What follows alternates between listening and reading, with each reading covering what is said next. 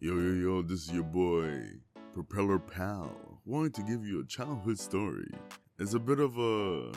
If you have dark humor, you'll chuckle. And even if you can't handle dark humor, you probably will like it. Yeah, it started off when I was a baby kid. I would have considered calling a baby kid. Yeah, more or less. I was a chunky little boy, about the age of 13, 14 years old. I was innocent to the streets, you feel me? I didn't know anything out here, you feel me? What did I know? Nothing. Oh boy. Well, this was a wake-up call indeed. When I'm first trying to get into high school, they had a little program in the summer that, give a little kids a boost. So I was like, I bet. I believe it's called the collegiate program. Yeah, I was like, all right, cool. So went there, had little classes here and there, English, probably a little bit of math. Doing it for a few weeks, met a few folks. Sometime I would tend to go to McDonald's after school. After the program done, I would go to McDonald's, get something to eat and go home. And I would usually go to McDonald's to get change because back in the day, we had payphones. And I was like, all right, bet. So let me go back there and, make some change. Go to the phone, call my pops or my parents, whomever, and be like, all right, I just left the class, I'm going home. And, that'll be it. Until one day, oh man. So, after class, learning, all that fun stuff. So left, went to McDonald's, and it wasn't too far from the high school. It was a good few blocks, in the cut, you feel me? Back blocks. I went to McDonald's.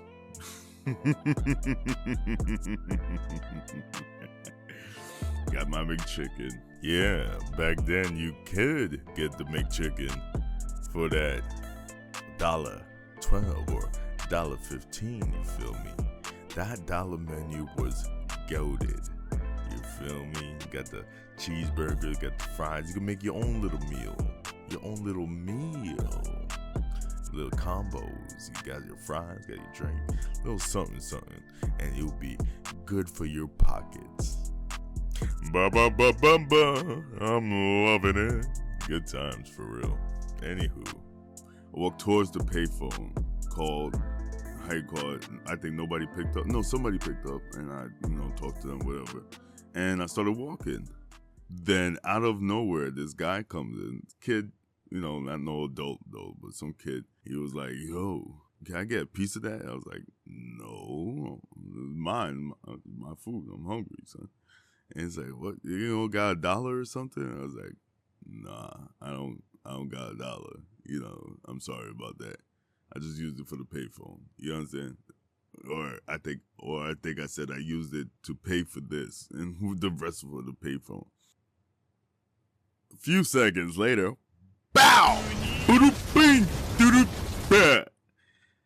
He snuffed me out of nowhere, started pummeling me against the fence by the McDonald's, and walked away. And that was like the first real experience.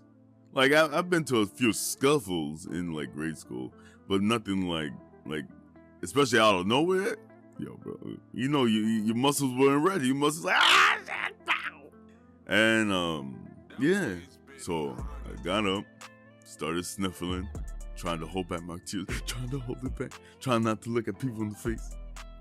And out of nowhere, miraculously, my brother-in-law happened to walk outside and walked towards the same area I was leaving. So he saw me. He was like, "Yo, I you probably see a face of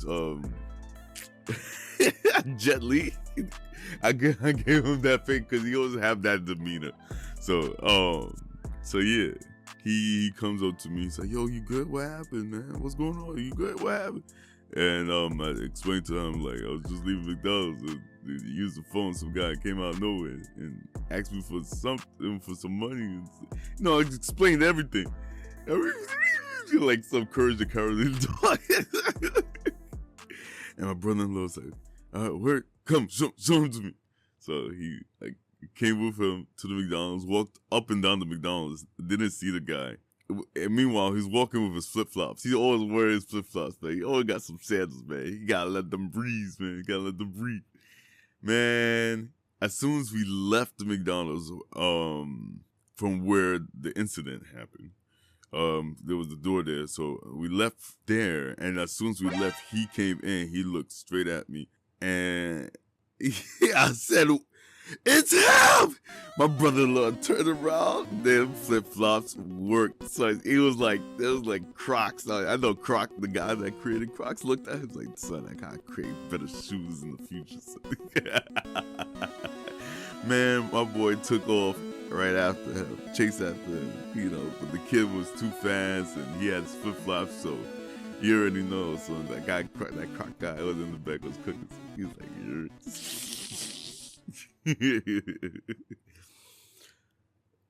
He came back, his flip-flops flew all over the place. By the way, when he ran off, his flip-flops flew all over.